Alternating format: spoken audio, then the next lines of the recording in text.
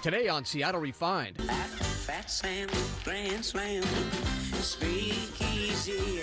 Bootleggers, showgirls, and sleazy saloons. We take a trip in the Wayback Machine to the roaring 1920s and pop into Seattle's secret speakeasies. Plus, it seems so challenging and so just inspiring. I have the opposite reaction. I just think, ouch. Looks painful. It's yoga meets Cirque du Soleil. Hey, everybody. Our most flexible, refined staff members take one for the team at something called acro yoga. Then, some people do gurgle, gurgle, gurgle. The most common, I guess, is glug, glug, glug. It sounds like gibberish, but this local man is gurgling all the way to the bank thanks to one peculiar pitcher. Seattle Refined starts now. Hi, everybody. Welcome to Seattle Refined. I'm Gard Swanson. Now, I'm not a big drinker on this show, but every once in a while, I'll throw back a few. In fact, from bars to breweries to craft cocktails, we cover a lot of booze on this show. That's why it's so weird to think about a time when alcohol was illegal, not just in Seattle, but everywhere in the U.S., the era was called Prohibition. From 1920 to 1933, if you wanted to drink, you had to seek out secret, often seedy, back alley saloons called speakeasies. While the days of Prohibition are long gone, Refined's John Prentice found some joints keeping the spirit of the era alive. Prohibition. No beer, no booze, no fun. At least in public. But in back alleys and dark corners, hot jazz and cold drinks could be found, if you knew where to look. Prohibition was a wild time. I mean, this city went crazy. Because you got to remember, this is a city of hardworking people. We love to drink. Leonard Garfield from the Museum of History and Industry says even with King County Sheriff Matt Starwich breaking or burning every bottle he could find, Seattle stayed pretty wet during Prohibition, with illegal bars like Doc Hamilton's on 12th keeping the drinks flowing. But where did they get the booze? The king of rum runners was a guy named Roy Olmsted. Now, he started out as a police lieutenant, but he quickly found out that the other side of the law was a lot more profitable. Olmsted made tons of money smuggling hooch from Canada with the help of a secret weapon. So I understand that Roy was involved with Como a little bit, is that right? Well, he was actually the founder of a radio station that eventually became Como. Wow. He founded it with his wife Elise. And actually, Elise would read stories to kids over the radio, and every couple of minutes she'd have a little code that if you were importing liquor illegally from Canada, it would tell you where to go for the drop-off. So eventually that got shut down, and Roy went to prison rather than continuing his radio career. Legend has it some of those broadcasts originated here. Smith Tower. We're going up 35 floors. Well, this was the tallest building west of the Mississippi from 1914 until 1962 when the Space Needle was built. If you wanted a view, it was this place. Roy Olmsted might be proud to know the top floor has been turned into a bar. Talk about irony. Just about a year ago, August 25th, we reopened what we're sitting in now, which is considered the Observatory. We built out a speakeasy-inspired bar, kind of in an effort to pay homage to a lot of the rum running and prohibition-inspired roots that were a part of this building's history. We're really well known for our craft cocktails, the Smith Tower Sazerac. We have another one called the Dry Squad. We throw a lot of events. We have a lot of people who choose to come here dressed in that 1920s inspired gear, the flapper girls, the gangsters. It's beautiful up here, but if this place is a little too high profile for your drinking habits, follow me. This is Bathtub Gin & Company here in Belltown. One of the things that makes us more special is that we're a small, intimate environment. We're accommodating to all tastes, and we've got a whole lot of booze. So where did Bathtub Gin come from, the term and the name of the bar? Bathtub Gin traditionally was back in Prohibition. People make really bad neutral grain spirit, essentially vodka. And then you throw that into a bathtub and throw in different herbs and spices, botanicals, and cover up some of the less desirable flavors. That sounds disgusting. It was not good. There's no Bathtub Gin at Bathtub Gin, but the Prohibition vibe is unmistakable. Matt James is a bartender extraordinaire, serving up cocktails at this modern speakeasy. It's not a speakeasy, technically, because we've got a liquor license. Matt is a stickler for detail. especially when it comes to his drinks. So today, right now, I'm going to make the Sazerac cocktail, which is known as one of the first American cocktails. Now, I'm going to be making it with rye, which is what you will probably find it being made with today, but originally it was made with cognac. A little bit of sugar in there as well. We're going to add just a little bit more of this Peychaud's bitters. Peychaud was he was a druggist, and this was kind of his cure-all elixir. And they decided to put it in their cocktail. Matt says the first cocktails came about in the 1800s as a hangover cure. Garnish with a lemon twist. There we are. Wow, that looks fantastic. Smells delicious. What is this again? So this is a Sazerac cocktail. You've got rye whiskey, a little bit of absinthe. I'm not sure if I can taste that cure-all or not, but it's really good. It'll set you right. It was party time when Prohibition was lifted. Finally, we could drink legally because we were a town that had big breweries, we had big parties, we had big drinking people who worked really hard. So when Prohibition ended, Seattle went back to being its normal self. John Prentice, Seattle Refined. Believe it or not, one of Refine's favorite cocktail bars still serves up whiskey from the Prohibition era. Cannon Whiskey on Capitol Hill has some of the rarest whiskeys on the menu. Some pours, especially the shots, go for more than $1,000. Cannon also has one of the largest collections of whiskeys in the entire world. To learn more, head to SeattleRefined.com.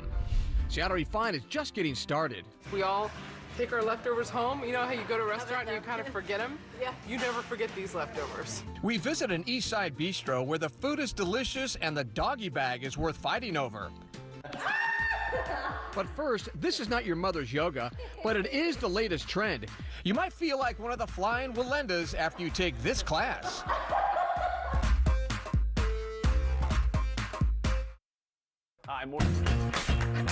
Welcome back to Refined. I'm Garth Swanson. There is no question Seattle is becoming a more and more metropolitan city every day. Just the traffic alone can stress you out. But according to a new study by ZipJet, Seattle is the least stressed out city in the U.S. The study used a laundry list of categories like hours of sunshine, public transportation, and number of green spaces to reach its conclusion. The least stressed out city in the world, according to the study, is Stuttgart, Germany. If you want to see the rest of this list, it's on our website. A lot of folks will tell you they do yoga to de-stress, and now there's a new trend in yoga that might help you reach your zen and make you feel like you're in Cirque du Soleil all at the same time.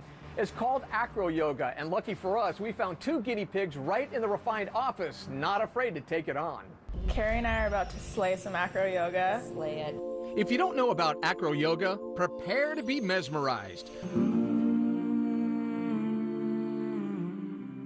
Just a quick Google search, and up pops photos and videos of this hot workout trend. Acro yoga is a blend between yoga and using partner elements, as well as acrobatics. So some circus art, some gymnastics, and blending them in a way that teaches trust and communication.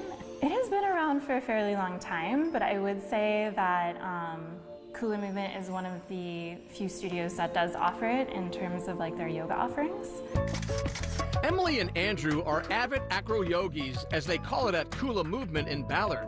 They have fallen in love with the workout. Well, we first saw some videos on YouTube, as everyone does, and we tried it in our living room and mostly ended in disaster, and then we ended up taking classes, and that was all we needed to really kind of get started. Our Refined workout team, Carrie and Gina, also wanted to get started. They headed to the studio to brave their first acro class. I'm Carrie. Gina. Nice to meet you. I've taken one hot yoga class and I nearly passed out. So I don't know too much about yoga, so I'm really just here for the ride. I'm a newbie here.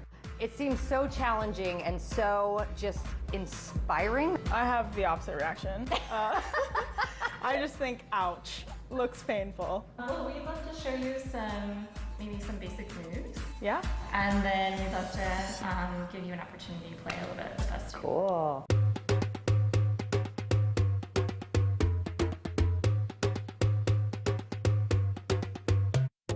Oh, it's so beautiful. Yeah. It's like amazing to see like human bodies doing something that you can't even imagine yourself doing. Right. So like, are we about to do this? Like, it's gonna be crazy. Well, and what I liked about watching them do it in person too. As pictures, you know, everyone looks so graceful, but you could see them working. You could see the muscles shaking, and so it made you realize really how hard this is going to be and how much it was going to work your body. After Emily and Andrew showed Carrie and Gina how it's done, it was their turn. Spoiler alert, acro yoga is a lot harder than it looks.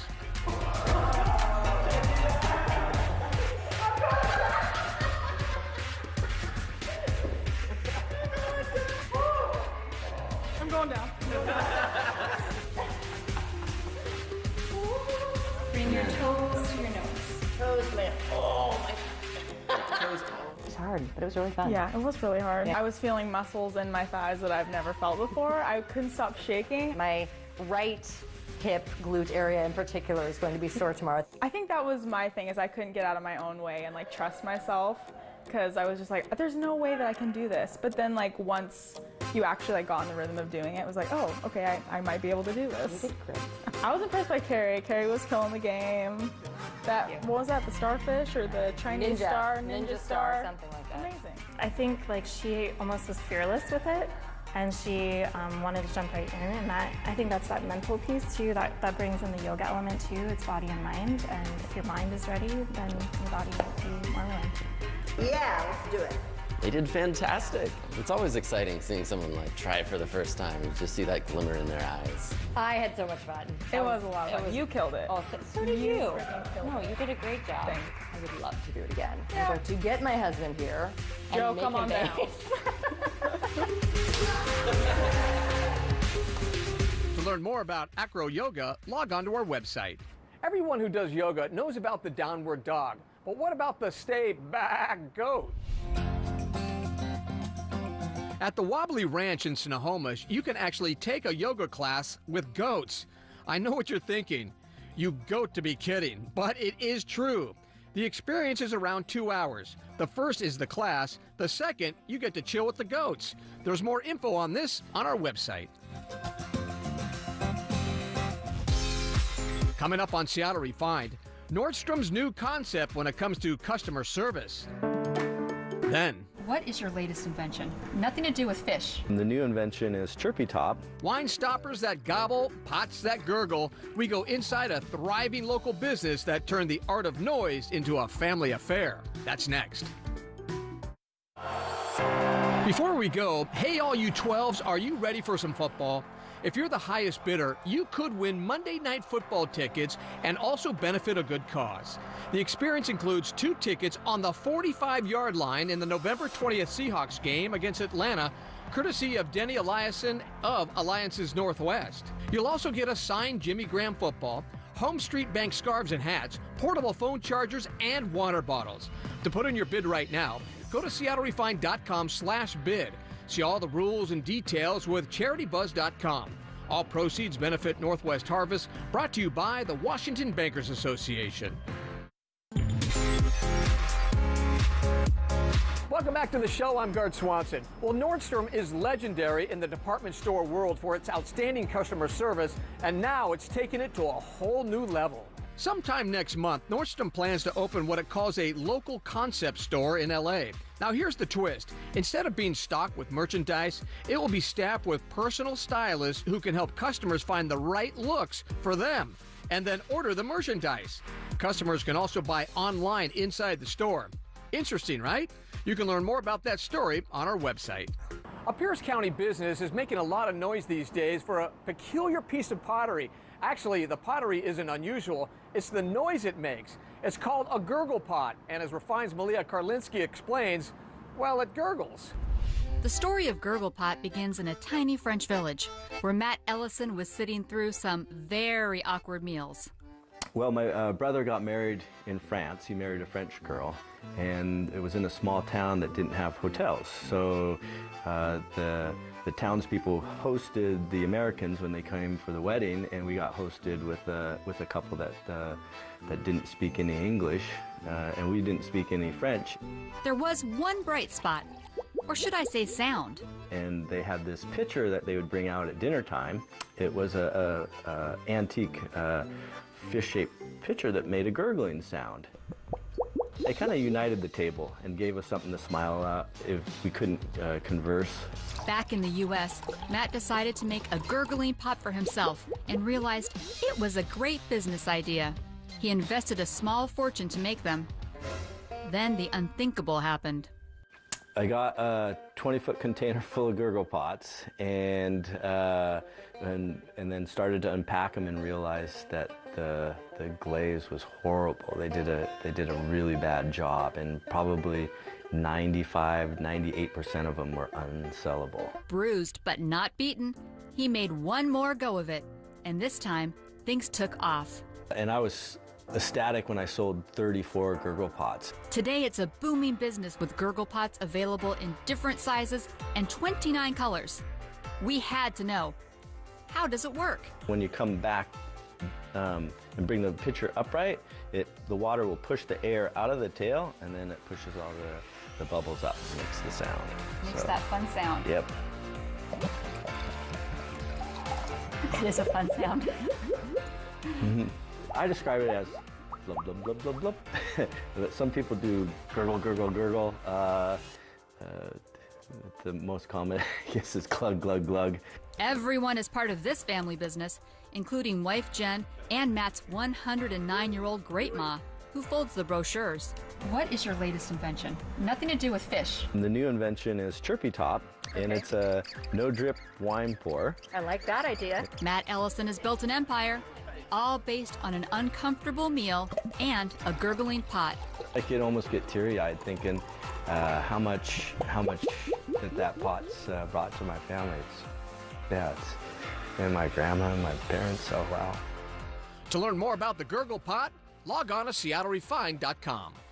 Seattle Refined will be right back.